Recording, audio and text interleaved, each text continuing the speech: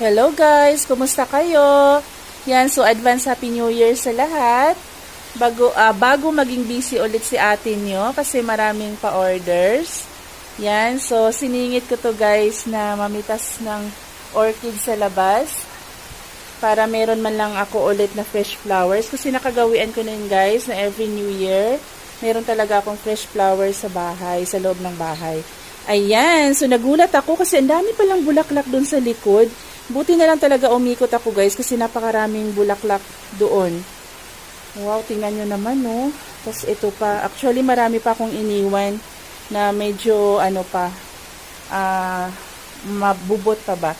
And ito lang yung prutas namin ngayon. Pinitas din lang ito sa likod bahay. Yan, tapos meron kaming natirang sandiya. So, wala kaming mga apples or whatsoever sa year na ito. Yan, Happy New Year!